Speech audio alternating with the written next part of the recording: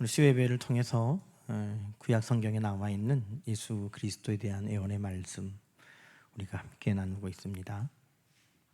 창세기에서부터 하나님은 우리의 약함을 아시고 예수 그리스도를 통해 우리를 구원하실 선하신 계획을 그때부터 세워주신 줄로 믿습니다.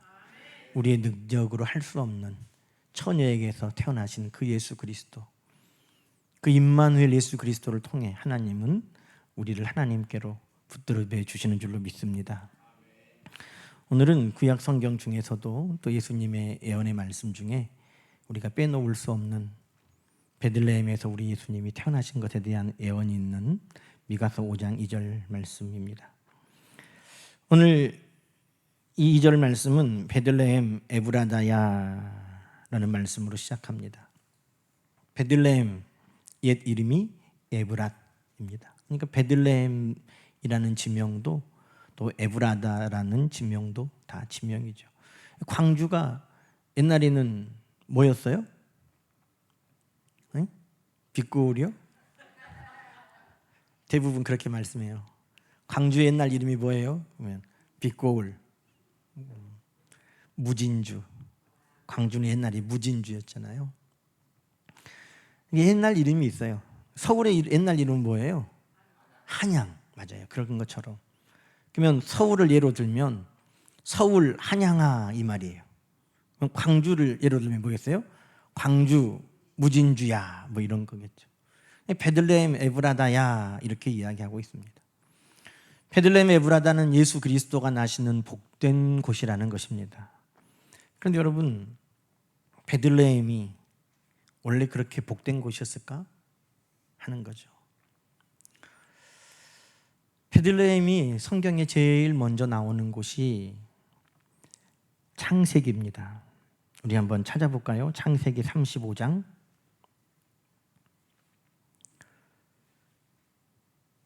창세기 35장을 한번 보십시다. 19절, 20절. 자, 창세기 35장 19절, 20절 한번 읽어보겠습니다.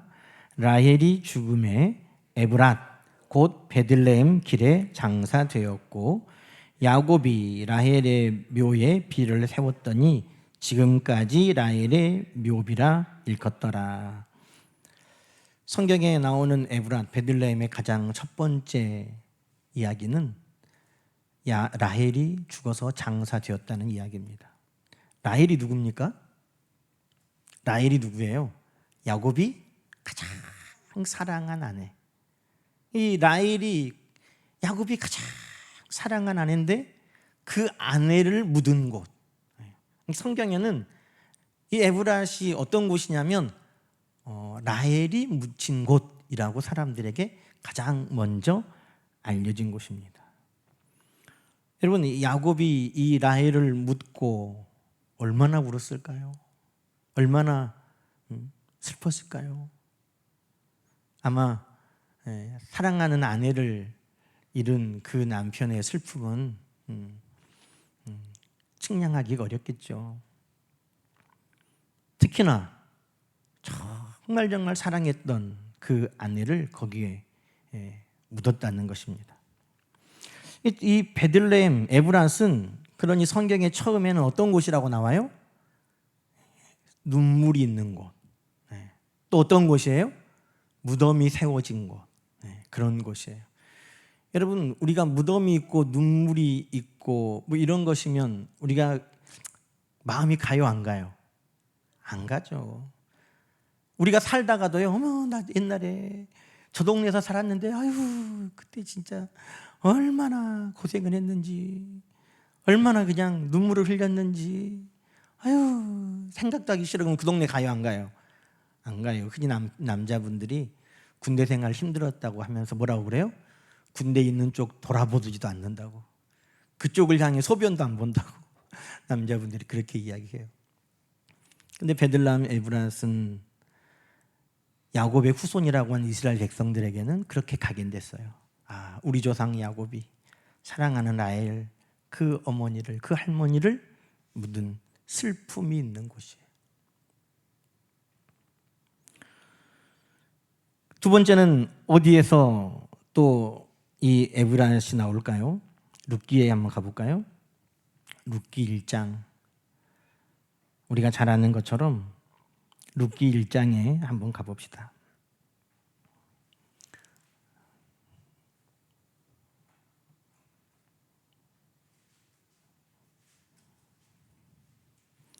자, 읽어볼까요? 1장 1절부터. 사사들이 치리하던 때에 그 땅에 흉년이 드니라. 유다 베들레헴의 한 사람이 그의 아내와 두 아들을 데리고 모압 지방에 가서 거류하였는데 베들레헴에 어떤 일이 있었어요? 흉년이 들었다. 지금 그렇게 돼 있어요. 흉년이 들었다. 그래서 거기에 살던 하나님의 백성들이 어떻게 됐어요?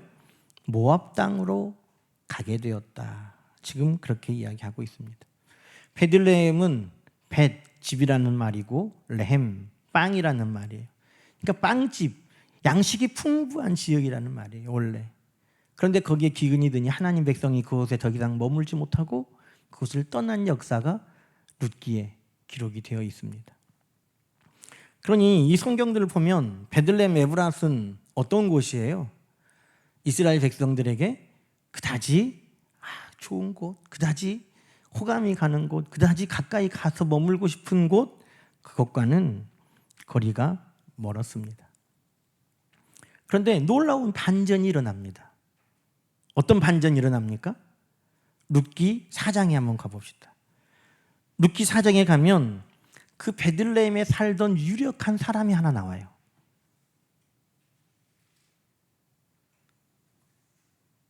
그 사람이 누구죠?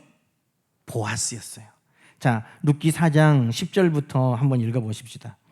또 말론의 아내 모압 여인 룻을 사서 나의 아내로 맞이하고 그 죽은 자의 기업을 그의 이름으로 세워 그의 이름이 그의 형제 중에서 그곳 성문에서 끊어지지 아니함이 너희가 오늘 증인이 되었느니라 하니 성문에 있는 모든 백성과 장로들이 이르되 우리가 증인이 되나니 여호와께서 내 집에 들어가는 여인으로 이스라엘의 집을 세운 라헬과 레아 두 사람과 같게 하시고 네가 에브랏에서 유력하고 베들레헴에서 유명하게 하시기를 원한다.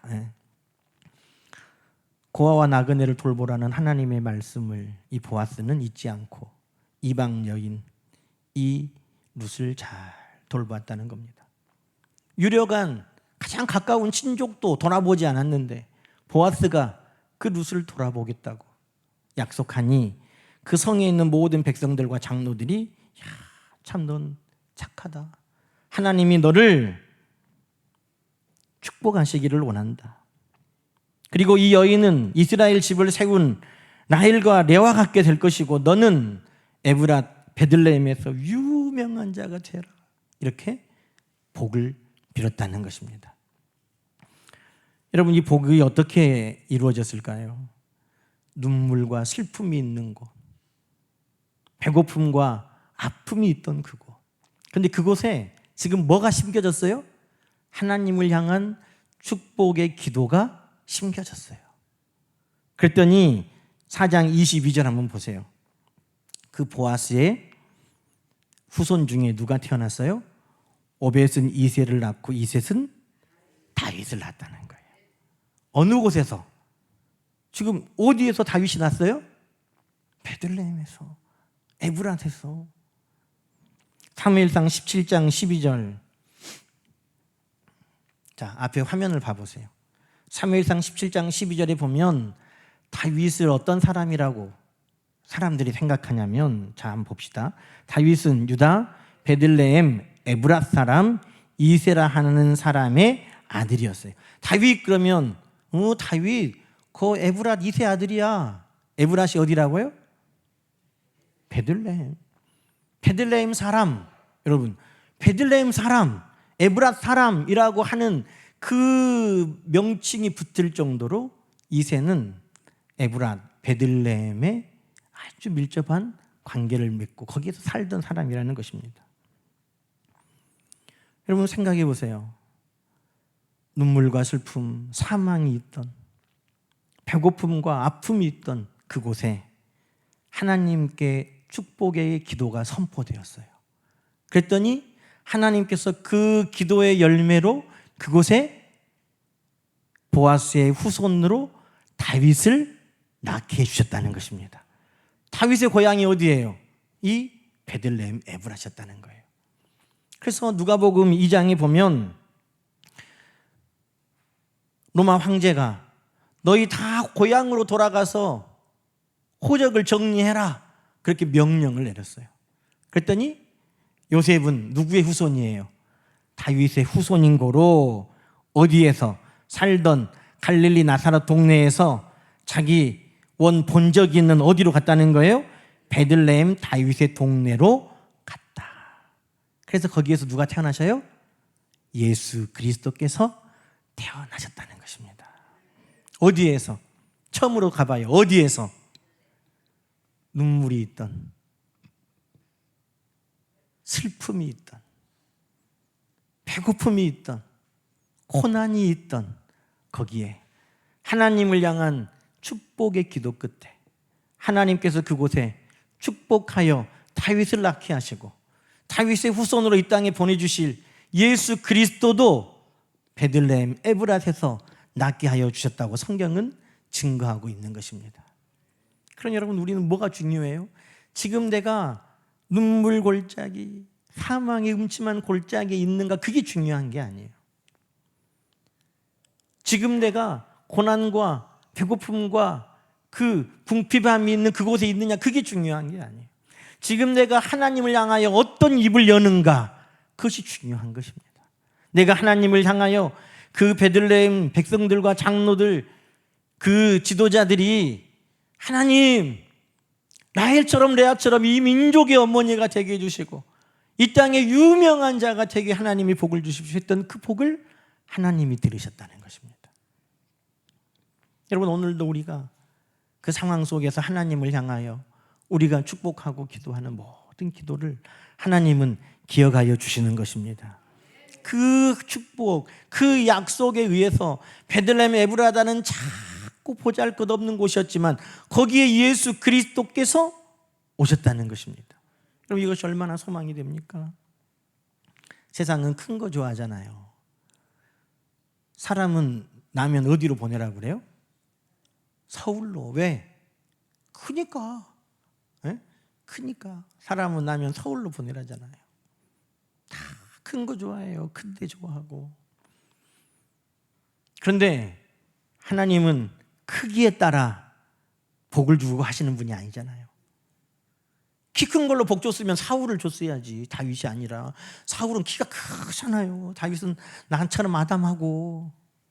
근데 하나님은 뭘 보지 않아? 외모를 보지 않아. 키를 보지 않아. 하나님은 뭘 보세요? 중심을 보시는 하나님이세요. 작아도 거기에 하나님의 약속이 있으면, 뭐가 있으면? 하나님의 약속이 있으면 그 작음은 더 이상 작음이 아니에요. 그 작은 것 안에 하나님의 약속은 생명력이 있어서 그 작은 것에 갇혀져 있지 아니하고 하나님은 놀라운 역사를 허락하여 주시는 것입니다.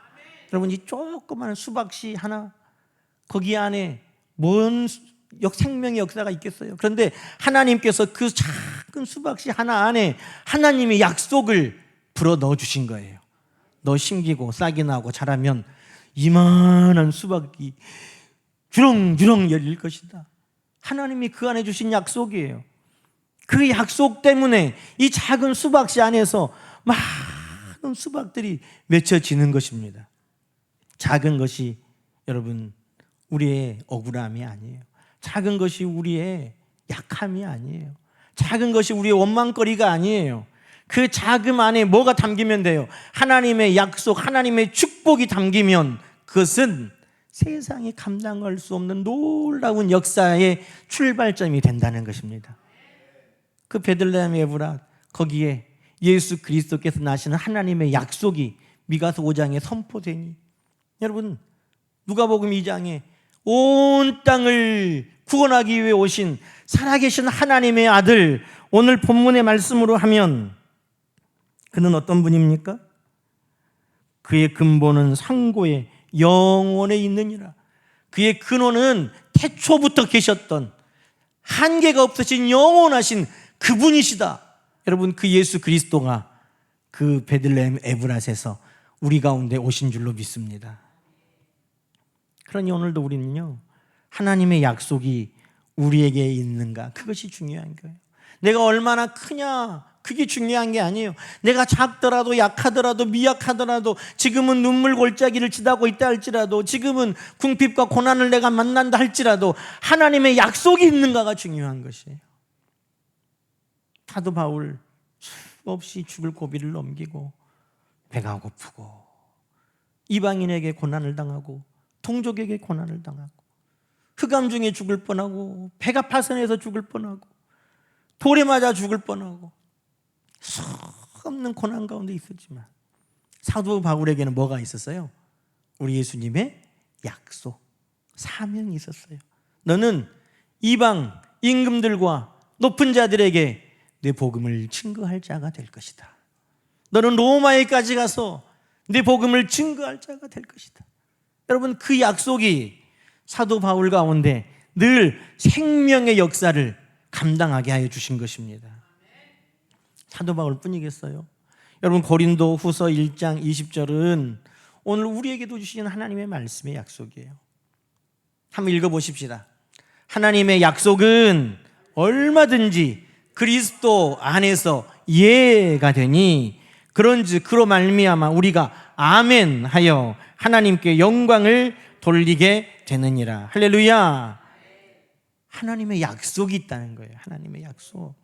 우리가 지금 크냐, 지금 얼마나 부유하냐, 지금 얼마나 높으냐, 지금 얼마나 강하냐, 지금 얼마나 풍부하냐, 그것이 아니라 지금은 작고 미약하고 별 볼 것 없고 이름도 없고 나설 것도 없지만 하나님의 약속이 그 안에 있다면 이 작은 씨가 수박 큰 덩이가 되는 것처럼 무명한 내가 유명한 자가 되고 약한 내가 강하게 되고 쓸모없는 내가 하나님 앞에 유익한 자가 되게 되는 것입니다.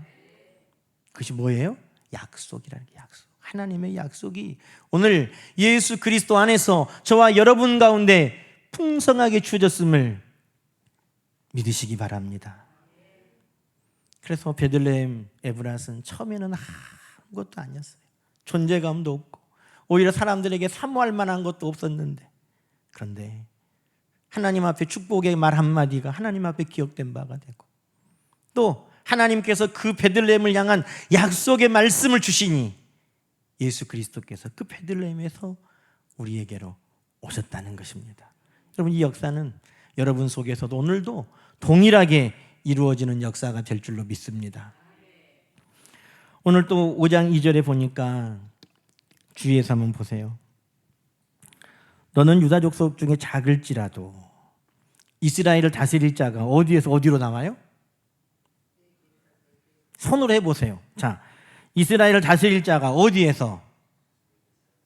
여기에서 여기요, 여기에서 여기요. 자, 한번 해보세요. 어디에서? 네게서 내게로. 잘하셨어요. 그러면 이제 이거는 1단계 문제. 그럼 심한 문제. 그럼 내게는 뭐예요? 내게. 내게는 뭐예요? 내게는 뭐고 내게는 뭐예요? 네? 내게는 뭐예요? 사람? 누구? 내게서. 그럼 반대로, 자, 내게는 뭐예요? 응? 하나님. 응? 자, 하나님이에요. 지금 하나님 말씀이에요. 베들레헴 에브라다야, 너는 작지만 이스라엘 다스릴 자가 어디에서? 내게서. 내게는 뭐예요? 베들레헴 에브랏. 거기에서 어디로? 누구에게로 와? 하나님께로. 우리가 착각하면요, 나에게서 너에게로 나간다고 우리가 이해할 수 있어. 지금 그럼 성경이 뭐라고 그랬다고요? 너에게서 나에게로 나온다는 거예요. 하나님께로 나간다는 거예요. 하나님께로. 여러분, 우리 예수님은 우리를 위해 오셨어요. 맞아요, 안 맞아요? 맞아요, 안 맞아요? 맞아요. 그런데 우리를 위해 오신 예수님은 더 먼저 하나님을 위해 오셨어요. 무슨 말씀인지 알겠어요? 그는 근본 하나님의 본체시는 하나님과 동등됨을 취할 것으로 여기지 아니하시고 자기를 낮춰 비워 종의 형체를 가진 땅에 오셨는데 누구의 뜻을 이루기 위해 오셨어요? 하나님 아버지의 뜻을 이루게 오셨어요. 여러분, 우리 주님은 이 땅에 사시면서 늘 안지나 서나 누구 생각? 아버지 생각. 먹든지 마시든지 누구 생각? 아버지 생각. 아버지의 일을 하는 것이 우리 주님의 양식이고, 아버지를 기쁘게 해드리는 것이 우리 주님의 기쁨이고, 심지어는 십자가에 달려 죽는 것이 우리 주님에게도 두려움이고, 좀 이 잔이 좀 나에게 지나갔으면 좋겠다는 기도의 제목이었지만 누구의 뜻을 이루시기 원했어요? 아버지, 내 뜻대로 마시고 아버지 뜻대로 이루어 주시옵소서. 여러분, 우리는 이 말씀을 그냥 베들레헴 에브라다야 이거는 잘 알는데 네게서 내게로 나온다 이 말을 우리는 잘 귀담아 듣지 않았어요. 그래서 저도 이 말씀을 곰곰이 읽어보면서 네게서 내게냐 내게서 네게냐 이게 헷갈리더라고요. 근데 보니까 네게서 내게로 나온다고 하나님이 분명하게 말씀하셨어요. 베들레헴 에브라다야, 내가 보내는 이가 나에게서 너희에게로 갈 것이다, 이렇게 해도 맞지요. 근데 하나님의 말씀은 먼저 그가 거기에서 누구에게로 나와요? 나에게로 나올 것이다 라고 말씀하셨다는 것입니다. 여러분, 우리가 하는 모든 일들은 다 하나님 아버지를 위해서 하는 일인 줄로 믿습니다. 교회를 위해서 하는 일이기도 하고, 성도들을 위해서 하는 일이기도 하고, 우리가 이 나라를 위해서 하는 일이기도 하고, 가정을 위해서 하는 일이기도 하고, 식구들을 위해서 하는 일이기도 해요. 그러나 그 모든 일들이 먼저는 누구에게 드려지는 우리의 삶의 예배고 제사일까요? 하나님께 드려지는. 그래서 베들레헴 에브라시 예수 그리스도를 이 땅에 보내는 축복의 통로가 되었는데, 예수님은 그 베들레헴 에브라 작은 그 고을을 통해서 오신 그분이 하나님 아버지의 일을 하시는 분이셨다는 것입니다. 여러분, 개천에서 용난다고 작은 시골에서 유명한 사람 나면 아주 그 고을에 공적비도 세워지고, 또 생가는 막 공원같이 꾸미기도 하고, 나라를 위해서 일하는 훌륭한 분이 나와도 그 시골에 공원이 생기잖아요. 하기도 가면 어떤 분 공원 있죠? 하기도 가면 우리 후광 선생님 생가도 있고 다 있잖아요. 나라를 위해서 일해도 그래요.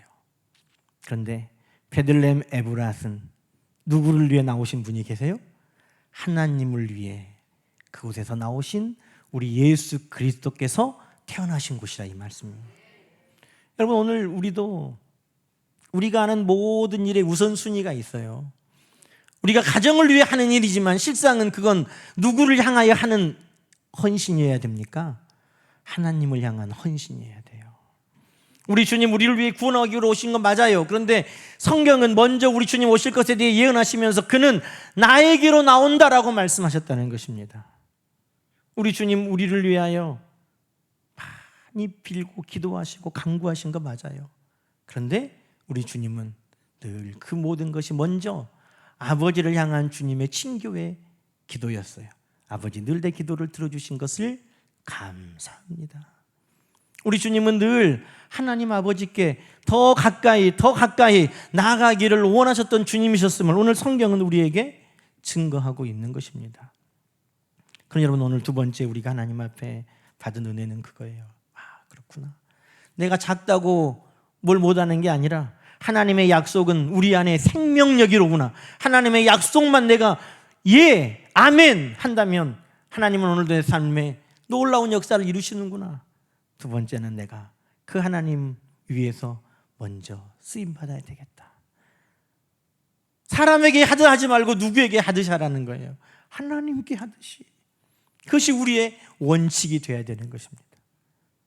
종들아, 너희 상전에게 대하기를 사람에게 하는 것처럼 하지 말고 하나님께 하는 것처럼. 그러니 오늘도 우리는 이 말씀을 통해 예수님께서 베들레헴 에브랏에서 하나님을 향하여 나오셨다는 그 말씀에 우리는 이 대림절 또 성탄절을 기다리면서 그래, 우리도 하는 모든 일들이 하나님께 먼저 하나님을 바라보고 하나님께 하는 우리의 삶의 예배가 되어야 되겠구나 하는 것을 오늘도 결단하고 고백하는 우리 모두가 되기를 주 이름으로 간절히 축원합니다. 여러분, 우리 주님은 상고의 영원에 계신 분이셨습니다. 요한복음 1장이 우리가 계속해서 주일날 나누는 것처럼 태초의 말씀이신 그 하나님이신 우리 주님에 대해서 늘 이야기하고 있죠. 그런데 여러분, 이 미가서 5장 2절을 보면서 그래, 하나님은 그 영원하신 하나님이신데, 그 영원하신 하나님이신데, 빌립보서 4장은 그 하나님과 근본 본체신 우리 주님이 얼마나 낮아졌다고 말씀해요? 낮아짐의 그 정점이 뭐예요? 인간의 몸을 입으셨다는 거예요. 인간의 몸을. 그는 근보의 상고의 태초의 영혼에 계시는 분인데 그분이 겸손하고 낮아지고 하나님 앞에 순종하고 충성하여 행하신 일이 인간의 몸 안에 오셨다는 거예요. 여러분, 구약 성경에 보면 하나님의 임재 처소가 있잖아요. 하나님은 어디에 임하셨어요? 백성들에게? 시은자라고 하는 곳에 임했잖아요. 하나님의 말씀이 어디에 담겨 있어요? 언약궤. 하나님의 그 놀라우신 말씀이 어디에 담겨 있어요? 언약궤. 근데 언약궤는 뭘로 만들어요? 조각목은요, 쓸모없는 나무예요. 쓸모없는 나무. 그 쓸모없는 나무를 가져다가 금을 입히고 상자를 만들어서 거기에 영원하신 하나님의 말씀을 담았어요. 그리고 그 뚜껑 위에 하나님이 임하셨어요. 여러분, 정말 보잘것없어서 그래서 조각목이라고 그래요. 그걸로는 가구도 못 만들어. 그걸로는 뭐 만드는데 쓸모가 없어요. 그 조각목을 가져다가 하나님의 임재하시는 처소의 받침을 만들었다는 거예요. 하나님은 그 조각목 위에도 이스라엘 백성들을 위해 임하셨어요. 우리 예수 그리스도도 여러분, 조각목과 같은 그 육신의 근본 하나님이신 그분이 우리를 위해 오셨다는 것입니다. 여러분, 하나님은 크고 영화로운 곳, 높은 곳에만 계시는 분이 아니에요. 그 백성들과 함께 한다면 하나님은 낮은 곳에도 작은 곳에도 누추한 곳에도 하나님은 동행하여 주시는 것입니다. 광야에도 함께 동행하여 주셔요. 불 가운데도 함께 동행하여 주셔요. 물 가운데도 함께 동행하여 주셔요. 사망의 음침한 골짜기에도 함께 동행하여 주셔요. 왜? 사랑하는 그의 백성이 있기 때문인 것입니다. 예수님이 왜 이 땅에 그 육신을 입고 인간의 몸 안에 들어오셨어요? 여러분, 예수님이 인간의 몸을 입고 오셨다는 것을 받아들이지 못한 이단들이 초대 교회에 많이 있었어요. 왜냐하면 헬라 철학에는 영과 육은 차원이 달라. 육은 더러운 것이에요. 영은 고귀한 것이에요. 그런데 하나님의 신이 인간의 몸 안에 들어온다는 것은 상상을 할 수 없는 거예요. 그래서 나온 이단이 영지주의 이단. 예수님이 육신을 입고 온 것을 부인하는 이단이 생겼어요. 그래서 요한 서신에 보면 예수님이 육신으로 오신 것을 부인하는 자마다 하는 말이 나오잖아요. 예수님 같이 좋으신 분이, 훌륭하신 분이, 높으신 분이 어떻게 인간의 몸을 입고 오냐 이 말이에요. 그런데 여러분, 오늘 성경은 상고의 영혼의 그 근본이신 그분이 베들레헴 에브라스에서 육신을 입고 우리 가운데 오셨다고 말씀하는 거예요. 왜? 답은 딱 하나죠. 왜 그렇게 하셨냐 이 말이에요. 우리를 사랑하시기 때문에, 구원하시려고, 우리를 하나님의 자녀 삼아 주시려고, 우리에게 저 영원한 하나님의 나라를 유업으로 주시려고 예수님이 인간의 몸을 입고 이 땅에 오신 것입니다. 여러분, 그래서 세 번째는 뭐냐? 우리를 사랑하시는 하나님은 작은 것도 개의치 아니하시는구나. 여러분, 세상에서는요 예전이라는 게 있어요. 대통령을 모시는데 티코에다 모실 수는 없잖아. 그럼 큰일 나요. 아니, 대통령이 왔는데 티코에다가 대통령 모시고 가요? 돼요, 안 돼요? 큰일 나. 대통령이 오셨는데 여관방에다 대통령을 모셔요? 안 될 이야기죠. 그러나 하나님은 언약궤 조각목으로 만든 그 위에도, 예수님은 인간의 육신을 입고 이 땅에 오시고, 누가복음 2장에 보면 베들레헴 에브라 정도가 아니에요. 방이 없어서 마구간에 구유에 누이셨던 주님이시라는 거예요. 왜? 우리를 사랑하셔서. 그곳에도 주님은 얼마든지 기쁨으로 임하셨다는 것입니다. 그러니 오늘 내 삶 가운데 우리 주님은 오셔요, 안 오셔요? 계셔요, 안 계세요? 다 계시는 거예요. 내가 좋아서가 아니라, 내가 주님 모시기에 화려해서가 아니라, 내가 주님 모시기에 그럴듯해서가 아니라, 주님이 내 안에 임마누엘로 임재하시는 이유는 딱 하나예요. 주님이 나를 그토록 사랑하시기 때문에. 하나님이 나를 그토록 사랑하시기 때문에 하나님은 임마누엘이라고 오늘도 우리와 함께하여 주시는 것입니다. 여러분, 베들레헴 에브라에서 하나님께로 먼저 나오신 주님, 그는 근본의 태초의 상고와 같은 분이시지만 그럼에도 불구하고 인간의 몸을 입고 이 땅에 오신 그 이유를 우리는 이제 잘 압니다. 오늘 이 말씀에서 주시는 하나님의 그 은혜가 우리가 기도할 때마다, 또 우리가 삶을 살아갈 때마다 우리 하나님 앞에 기도의 제목이 되고, 또 우리가 하나님 앞에 은혜를 누리는 복된 말씀이 되기를 주의 이름으로 간절히 축원합니다. 기도하십시다. 하나님 아버지, 감사합니다. 눈물이 있고 슬픔이 있고 실패가 있고 고난이 있던 그곳이 하나님을 향한 축복의 간구를 통해 약속이 있는 곳이 되었고, 만왕의 왕 예수 그리스도가 그곳을 통해 이 땅에 오게 하신 것을 감사합니다.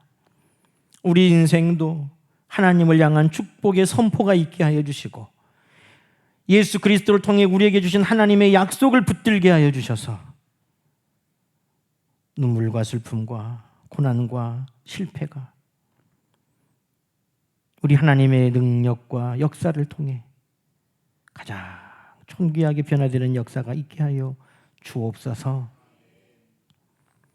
내게로 나온다 하신 하나님의 그 선포와 같이 우리도 하루를 시작하는 모든 것이 하나님을 향한 삶이 되게 도와주시옵소서.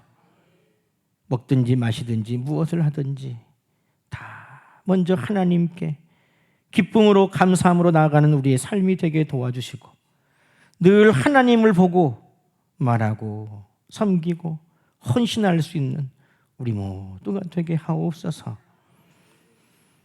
우리의 모습이 아니라 하나님의 사랑으로 우리에게 임마누엘 하셔 주심을 우리는 믿습니다. 하나님, 우리가 힘들고 넘어지고 어려울 때마다, 내가 나를 바라볼 때도 형편없는 그 순간에도 오늘 이 말씀이 분명하게 믿음의 말씀 되어서 내가 크고 내가 화려하고 내가 그럴듯해서 하나님이 나를 임마누엘, 하나님의 성전 삼으신 것이 아니라 하나님의 그 크신 사랑으로 내 안에 임마누엘하고 지금도 나와 함께 동행하여 주심을 우리가 믿고 붙들고 의지하는 하나님의 백성 다 되게 하옵소서. 우리 주님 오시는 성탄을 기도하며 사모하며 바라는 모든 이들에게 우리 하나님께서 크신 은혜의 은혜를 더하여 주시옵소서. 특별히 연약한 중에 있는 성도들 이 시간도 우리 하나님께서 찾아가시고 어루만져 주시고 모든 병증이 다 떠나게 하여 주시고 강함으로 회복되게 하여 주시고 하나님 앞에 예배할 수 있도록 은혜를 더하여 주옵소서. 길을 구하고 문제가 해결되기를 소망하고 하나님 앞에 소망을 두는 성도들 우리 하나님 기억하여 주셔서 우리의 소망은 주께 있사오니 주여 우리 가운데 오신 이 기쁨의 소식과 함께 응답의 해결의 소식도 허락하여 주시옵소서. 하나님, 우리 주님 오심을 하루하루 더 기다릴 때마다 우리 가운데 기쁨과 사랑이 더 크게 하여 주옵소서. 예수님의 이름으로 간절히 기도드리옵나이다. 아멘. 이제는 우리 주 예수 그리스도의 은혜와 하나님 아버지의 크고 만극하신 사랑하심과 성령님의 감화 감동, 우리를 하나님께로 더 가까이 이끌어가시는 귀한 은혜가 베들레헴 에브라과 같은 내 삶 속에도 우리 주님 임만을 하여 주심을 믿고 감사하는 모든 성도들 머리 위에 이제로부터 영원토록 함께 하시기를 간절히 축원하옵나이다. 아멘.